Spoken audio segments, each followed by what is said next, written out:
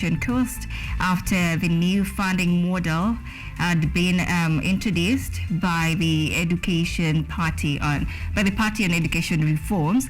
And in studio tonight, I'm joined by Mwadime, that is the National Executive Director, Mount Kenya MKUSA, and Teddy Odhiambo, that is President Kenyatta University Association, to talk about just how this model maybe has the implications it has in institutions. Gentlemen, welcome to KUTV.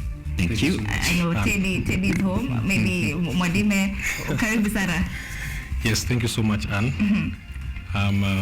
It's good to be home also. I want to start with you now. Let me start with Teddy. Teddy, this model, what implication does it have on your students? Sorry. Thank you, Anne, for this time. I know I'm home representing the comrades and the larger Kenyatta University fraternity and the whole body of students.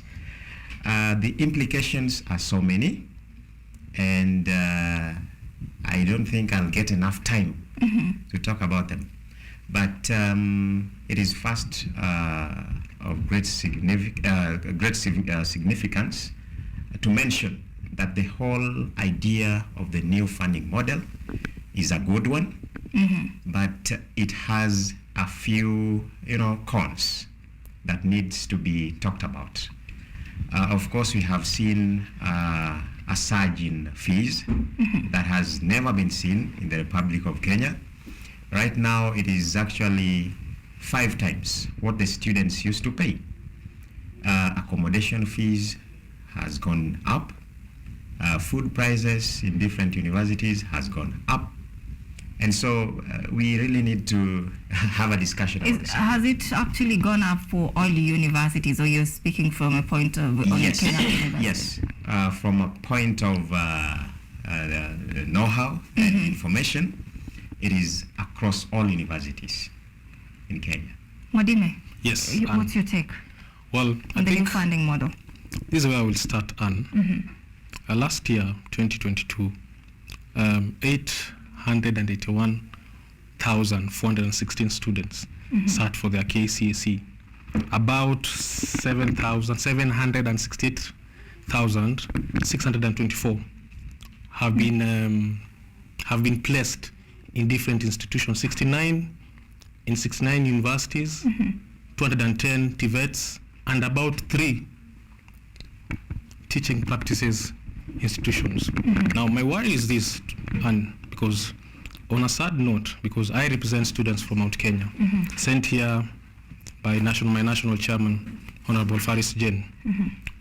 Last week, we did a press conference at Kasarani, whereby we were telling the government that we are ready for dialogue and to talk about this infringing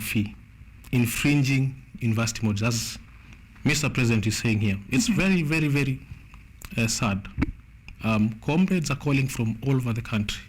Sad, and filled with a lot of anxiety, filled with a lot of frustration. They don't know where to start.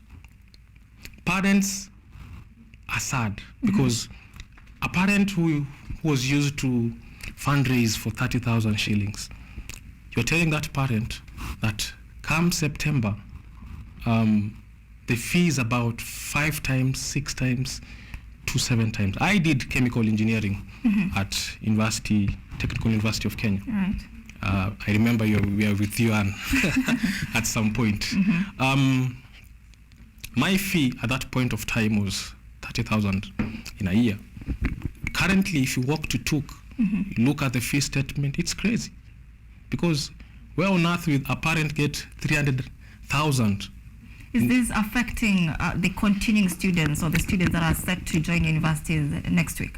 Well, and that is where we have a problem with, because the government is using a divide and conquer rule. Because if you tell Teddy today, this fee increment is not going to affect you, why will Teddy bother? But me as a new student coming from home, I have to struggle. But one thing that people have to know, whether we postpone it now or tomorrow, sooner or later, it will be my brother, it will be my sister, it will be our children, right? So we cannot run away from it at any point. And we want to tell this government that they're not going to use that scheme to divide comrades. Teddy, you are a continuing student at the moment. How is this whole entire model now changing what you're used to? Now that is it changing anything from what you're used to? In terms of capitation, maybe? In terms of capitation? Yeah. Okay. There is something that we really need to note, that the government has spoken about scholarships to students. Right. Then there are also the part of loans. You remember the government was using the differentiated unit costs, the DUC. And the main problem that arose from the same was underfunding of the universities. Now take a look. The student has paid the 7%, that is household, yeah? Yeah. Then the loans or the help has given its part. Then we are remaining with some percentage, that is scholarship. Let's say there is no help and there is no scholarship, because from the past or recent happenings, around 140,000 students failed to receive help. Now in this situation, the government has not remitted any amount to the university. Now the student has done his or her part, who will be at risk, our universities. So sooner or later, we will be witnessing deaths of our universities, more than what we had witnessed earlier before. Yes. When now the government, this funding model has been categorized into four, that is the vulnerable, the extremely needy, the needy, and the less needy. Yes. Don't you think this is actually an advantage to now, in the sense of creating now education parity in the country? I think I will, before I allow President, I'll first answer that question. Anne, on Friday last week, private universities chancellors met at Kabarak University. They were very much worried that 9,622 students placed in these institutions, around 20 institutions, private institutions, that they are supposed to go into this new model, right? We're talking about just public institution. This cuts across both public and private institutions. We're talking about the less needy, the vulnerable, or whatever model the government wants to use. But to me, in my own view, this is just a scheme to confuse parents and the comrades, right? Because I will tell you, the Vice Chancellor, Professor Stephen of Kwea, and the Vice Chancellor, Management University of Kenya, they themselves said it. They don't understand this model. If professors themselves don't understand this model, if parents themselves don't understand this model, if comrades themselves don't understand this model, and I ask you this evening, who is understanding this model? Understand? Then there's a huge crisis. Because right from onset, Teddy was not called, I was not called, my national chairman was not called to have this conversation, right? Teddy, is that right? Yeah. I see you shaking your head. It's right. Impunity. All right. They are creating and they are planning for our future without involving us.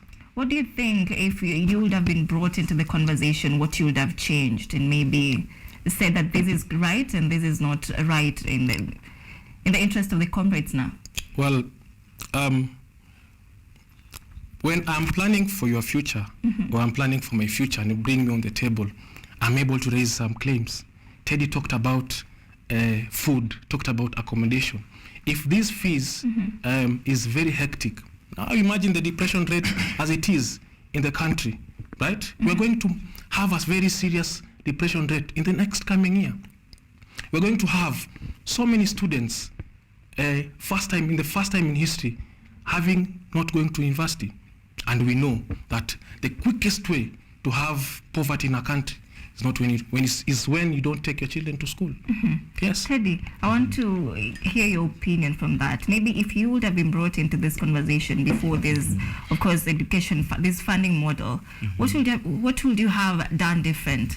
From the look of things, the government comes out as people of goodwill, and the demands or some of the things we would have requested to be done is number one, make help a grant and not a loan. Two, we would have said there is no need for a student finishing fourth year. Just before you go further, when you say help to be made a grant and not a loan, already there is a government grant, a scholarship. So is it possible for these two really to be made grants? Yes, it is. It is. Why not one? Why not the government only grants and then now help? But I get your point. But Anne, I want to agree with Teddy. But before we get to the... just hold on to your point, Teddy. You yes. had a point. We're coming back to that. Before we go there to the issue about grant, let's be very realistic, Anne.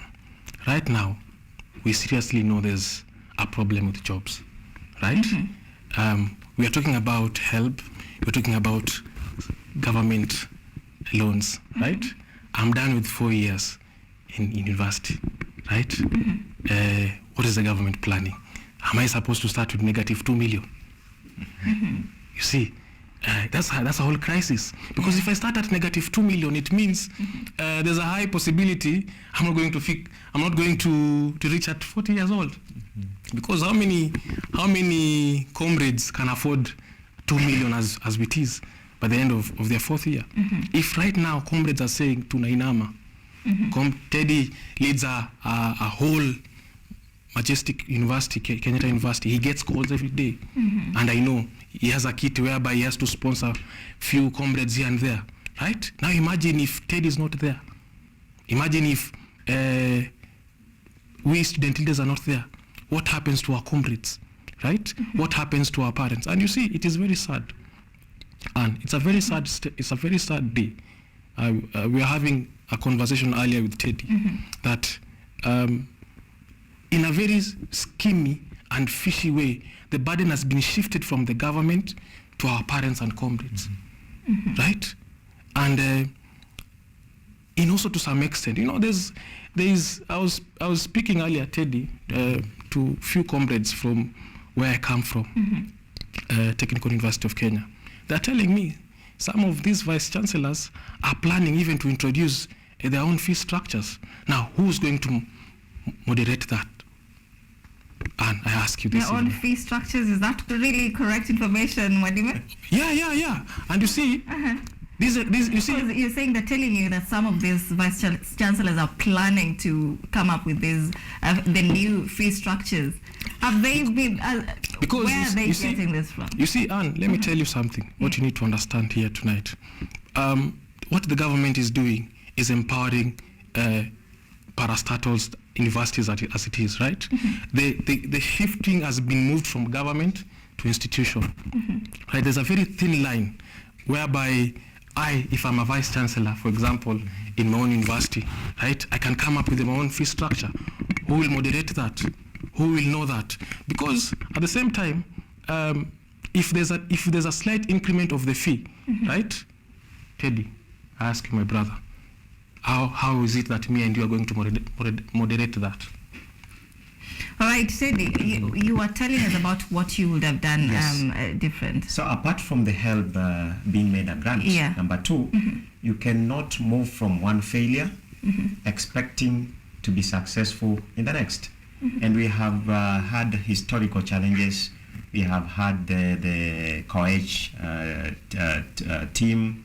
We've had Gachathi and all that. We came to DUC.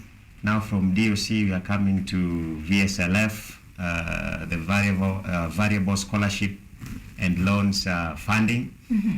I think it was important that they know the challenges that they underwent, rectify the challenge, then move.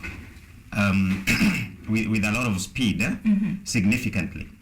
Because the amount of money you're saying you're going to offer through scholarships, why don't you use or redirect those amounts of money to fund universities? We're coming back to that point. Let's, after this short break, we're coming back so that you can tell us more about your views on what you would have done better if you were part of that conversation after this break.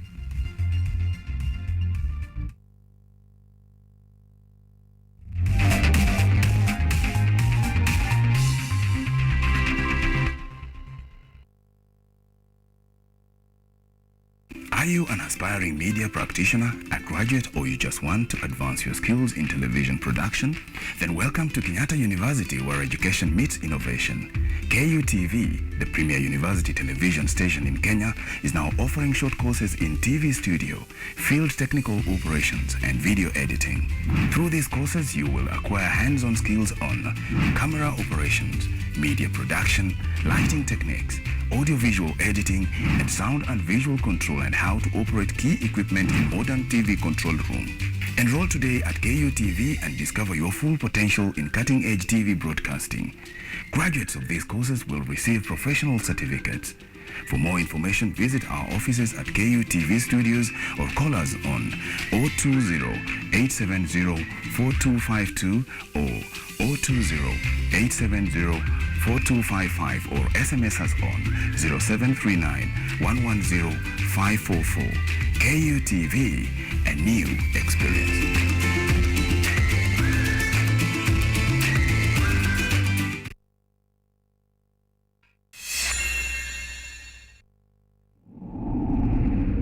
First time? Yeah, I'm kind of scared, but I can do this. Mess with me. Yeah, let's do this, man.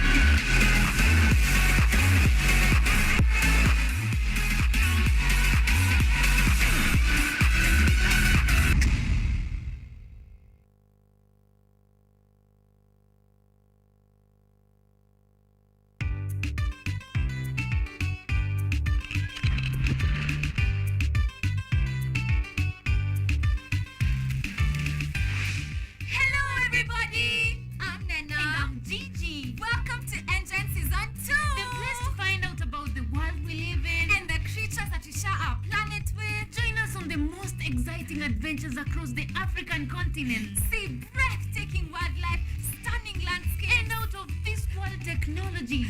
Meet incredible scientists and learn fantastic facts. Explore, discover, be amazed. Be part of the next generation of African change makers. Be a part of Engine, Africa's #1 science discovery program. Yay!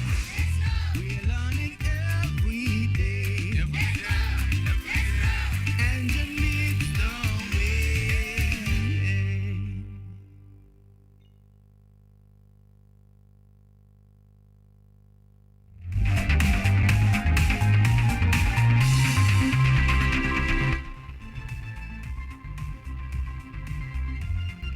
Welcome back to the broadcast. And before we went live on how we were talking, before we went for that short break, we were having a discussion on the varsity education course with Kenyatta University President Teddy Odhiambo and Nick Mwadime, that is National Executive Director MKUSA. And Teddy was telling us what he thinks would have been done better if they were made part of that conversation and the funding model. Teddy. Yeah, so just to pick it from where I left, I was talking about ensuring that you first look at the mistakes that were done before you come up with a new thing. It was about underfunding of the universities through the DUC. So if that was the case, why should you now promise huge amounts of money amounting to 93% per student, yet you failed to fund the university using the differentiated unit cost? Because with the DUC, we were looking at the number of students per school, the type of course you are doing, gender, and all that. So I think this is trickery. I am quite certain. Trickery to who specifically? Who are they tricking? They are tricking the people of Kenya. And the people of Kenya are the parents, the students themselves. even the professors, it is very really annoying that the government is even lying to professors. You see that? So, just as I was saying, it is the universities that shall have the problem. I know the 7%, we are capable. The students will, the parents will toil and moil. Yeah, they will toil and moil to ensure that their children are studying. But what if the government does not actually implement their part, which is 93%? The two of you are unison that you say this is a charm. I don't know if that is the word you use Yes. to parents and students. Teddy, you say the entire nation. What do you think the best communication model that should be used to provide clarity for this funding model? In my view, I think where it all started beating us, where the rain started beating us, because this is a government that walked into promising young people things that are not achievable, right? This is a government that told many comrades that you'll be receiving free education, right, from the lowest level. Right now, we are looking at a fee structure, for example, medicine student at UN, private, let me talk about private institution or private student who was paying an amount of 380 in a year, right? The fee has gone higher to around a figure of 712. So we question all these things that they are telling us, from one lie to another, from one deception to another. And it's very sad that we see an institution whereby it's supposed to be protecting the young people, protecting our future, right? If our future is a pipe dream to them, we want to tell them it is not. Yes. Teddy, you're somebody in the ground right now. Now, what concerns or feedback are you getting from students now in terms of this shift from the government-funded education to grants and loan-based model? How are you addressing now these concerns? Okay. Just to connect it, you are asking that what is the best way of communicating this information. There is no best way you can communicate at all information. And so we have been called to forums, we have been invited to meetings, but the problem began at the conception of the whole idea. There are not no students nor the student leaders. And if at all they will say there are student leaders, then there are those who have actually denounced graduation. They don't want to graduate, you know. Or if at all they graduated, Why don't they want to graduate? they want to still be where now Teddy is, democratically. You need to have your time. Even Teddy will just retire when his time comes. Yeah, and so we have tried to handle the whole issue of a new funding model. For sure, there is immense clamor amongst the souls and spirits of the comrades. Our parents are crying. Right now, I can attest, and there is a testimony. Many parents and many students who are yet to join first year have called me crying. Today, I had one calling me that, you know, we are trying to apply for help, scholarship, they are not going through. I have just given some hope, a morsel of hope to that parent that, you know, just bring your student to school. The government will provide the scholarship. So this is really burdening the student leaders. It is really burdening me. You have to know I'm heading now all students, you know, in the Republic of Kenya under the umbrella called Comrades of the Republic of Kenya movement. And I want to tell you that it is huge, and maybe the reaction from the students might be bad towards the government. Mwadime, Yes. I want to get your opinion on, still on this funding model, maybe what changes do you now anticipate in terms of the overall quality of education after this model? Well, I want to agree with Teddy because having a government whereby their method is commonly known as trickery, right? They want to trick comrades, they want to trick parents of comrades, right? Maybe you're saying trickery or trick. Yes. It's so clear. I want you to tell us how. It's a software. Maybe they won't take it lightly, so I want you to tell us in depth what you mean when you say the government is tricking students. Anne, because this government has one challenge, right? They perceive themselves to be more brilliant and to take advice from anyone, right? And because I know both Teddy and myself have been called to so many forums, but they don't want to take advice from anyone. They don't want to be guided. They don't want to guide themselves, right? So there's no better way to guide these people. And actually, if I could add, trickery, so that we are not sued after Yes, this. yes, please. Trickery is bringing something for the students without involving the students. Yes. So it is trickery. Why didn't you involve us from the initial stages of that particular idea? Do you think there's hope maybe for you as student leaders and representatives now to be involved in this day and time? As a matter of fact, Anne, last week Thursday, when my national chairman, Faris Jen, was reading his press statement, we told this government, we're giving them a 1 month notice, right? We are down to 3 weeks, right? Teddy knows that comrades are not monopolized to Article 37. We have not forgotten to go to the street, right? If they fail to hear our plea, me and Teddy are very much ready. We will have a national mourning day for comrades All right. for the death of our future. Right, but there's also an uproar of now those who are eligible now to qualify for the HELB loans. And 17-year-olds joining campus cannot qualify for this, but the lending the HELB has clarified that once a student gets to 18 years old, they will be eligible to apply for that loan. What do you make of that? The problem is one, that we are now bringing the legal part into education. We know that for any loans to be eligible or for one to be eligible for a loan and all that, we need credentials, and one of them is a national ID. But this is a very different case. This is a student. I've studied hard, but I'm just young, you know. So should I be punished for being young and heading to the university? It is really wrong.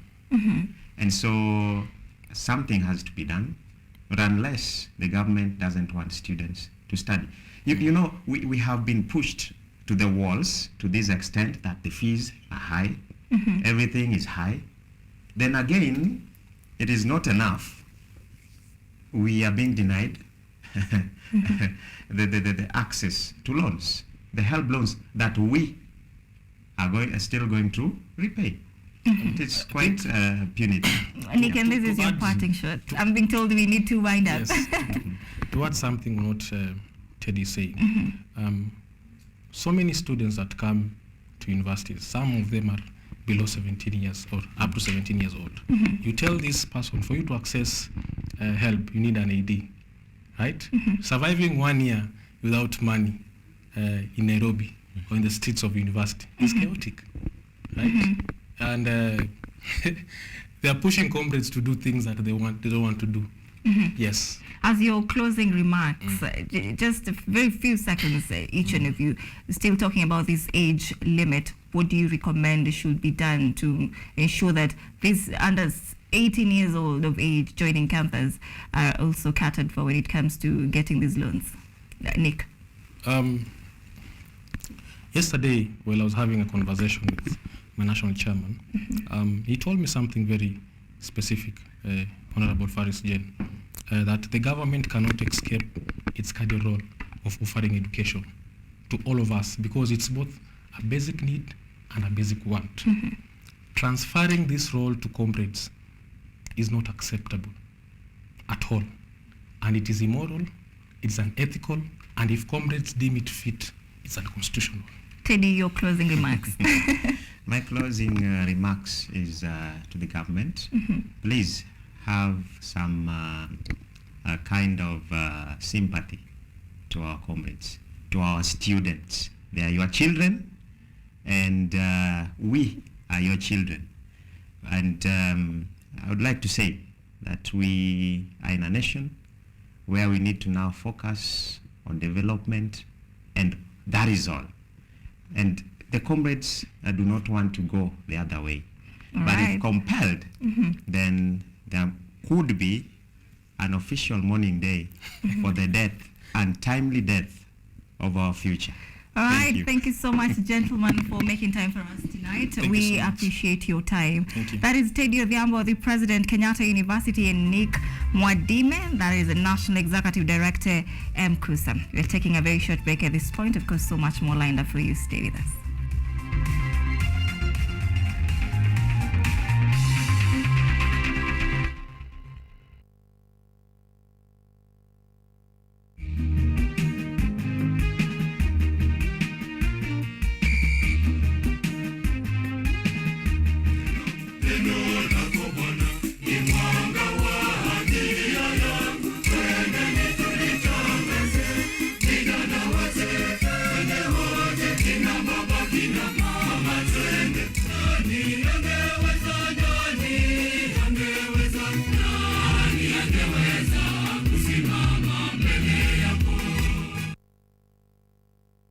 Focus on Health is a show that creates awareness on matters health and informs you on various diseases, their causes, treatment, prevention, coping, and support.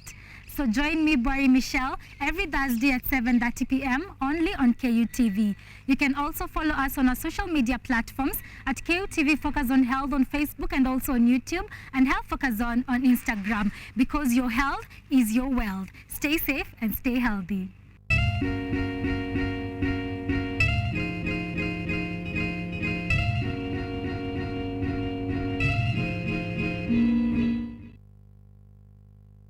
Hello everyone, this is the new chapter of Let's Be Fit. I'll be host DiCaplo. I'm here to give you various workouts. I'll be having different trainers.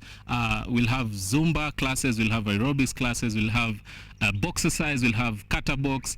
Just Thursday from 6:30 a.m. to 7 a.m. Keep it locked, make sure we keep fit, and that's it.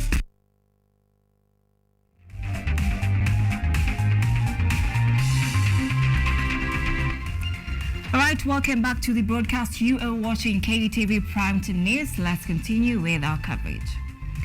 Now, running battles were earlier today witnessed in Kirinyaga County, where the county's woman representative Jane Jerry incurred head injuries that had her airlifted to Nairobi for medical emergency after she was roughed up by goons at a political function. Investigations into the incident are ongoing, as Julie Ongaki reports. There was a commotion at Kerugoya DCI headquarters after a group of people disrupted Kirinyaga women representative Jane Jerry as she addressed the media outside.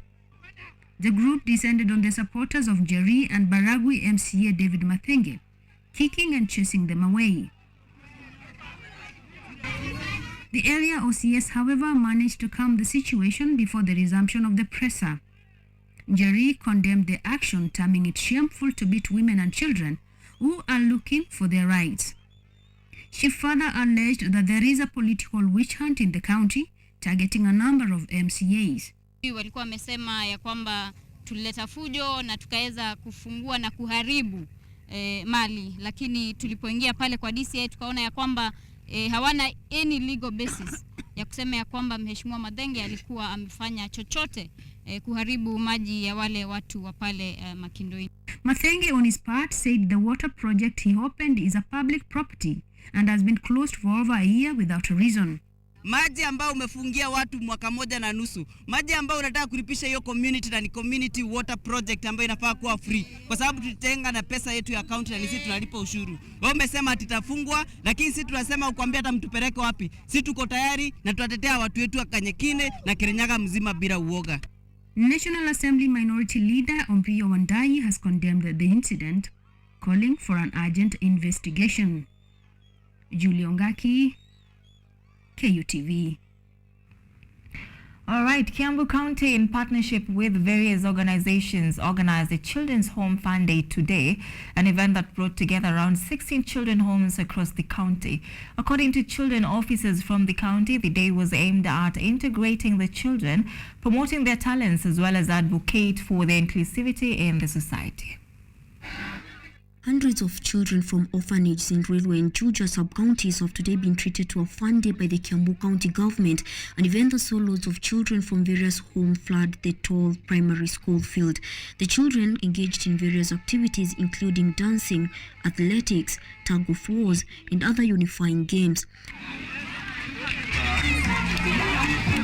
According to some of the heads of the children homes, the day was aimed at integrating the children from different homes, promote their talents, and also create a space for them to bond, as well as have a change of environment away from the confined walls of their orphanages. Tulionelea maana wale watoto huwa tunakaa na wao pale wamefungiwa. Tulionelea ni vizuri tuje na wao ili watangamane na wengine, kwa sababu katika kutangamana kuna mambo ambayo wanajifunza, tabia, mienendo ambayo inawasaidia katika maisha ijayo. Hii forum ina prove watoto wa children's home si ati wako na shida inawafanya wasikue human. So county government kama wangeorganize such an event na walete other children, watoto wengine, si lazima kuwa children's home, au watoto wenye wako children's home na wenye wako nje wa interact, ndio hata wa children's home wa feel part of the family. Apart from the county, other organizations also took part in organizing the event. Rosemary Wanjiru from the Holistic Families, an organization that deals with child protection, tells us that having events like this will give the children a sense of belonging. You know, look at them right now, the happiness and even feeling that they belong in a place. You know, there is some time you can belong to a children's home and feel so much secluded, but being exposed in this kind of environment, it makes them to feel like they have a community that is vast. According to the children officers from both Juja and Ruiru, it is their hope that the county government will be involved in such events so as to include more children homes across the county. It's good the national to recognize them and acknowledge their work, especially some are struggling financially. And as we're advocating to take them back to the community, to their families, or to care reform, it's good, of course, funding. Because we believe for a child to grow normally, they need a family, a home, a place to call home, instead of being gathered in one institution. Although today's event lit a flicker of hope for the children homes in Kiambu County, a lot still needs to be done to fully grant these children a sense of belonging. Now, having a home and a family is the most important thing to a child when growing up. Now, this event not only provides that, but also provides a sense of belonging and inclusivity. Ruth Wanjiru for KUTV, Kiambu County.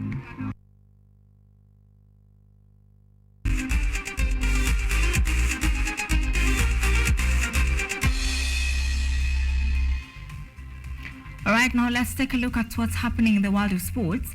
World and Olympics 1500 meters champion Faith Kipyegon will be chasing a third straight world title at the 2023 World Athletics Championships in Budapest, Hungary from 10:30 p.m. Kenyan time.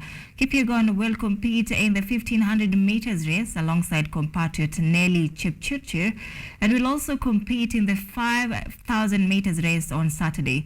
Kipyegon will tonight compete against Olympics 10,000 and 5,000 meters champion Sifan Hassan of the Netherlands and 2018 World Under-20 champion Diribe Walteji of Ethiopia.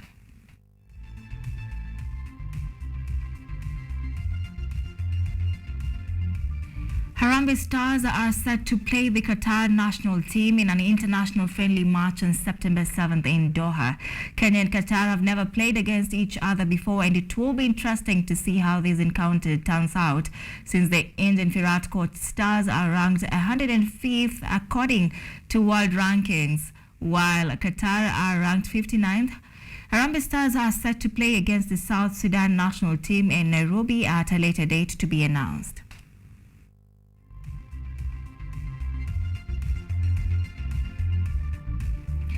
And finally, Finally, Arsenal secured their second win of the season after Martin Odegaard penalty in the 57th minute was enough to seal all 3 points for the Gunners against their rivals Crystal Palace in a London derby played at the Selhurst Park. Arsenal were awarded a sport kick after striker Edin Ketia was felled in the 18-yard box and skipper Martin Odegaard put in a nice finish. Mikel Arteta's team was, however, reduced to 10 men after defender Takeru Tomiyasu was shown a red card in the 67th minute for a foul on Crystal Palace, but showed resilience to win the game. Arsenal have 6 points and are tied with defending champions Manchester City and Brighton, who have won both their opening matches.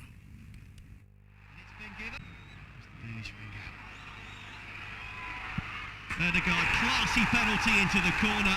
He has a big decision to make here, and it is a second yellow card for Takehiro Tomiyasu, and Arsenal are down to 10.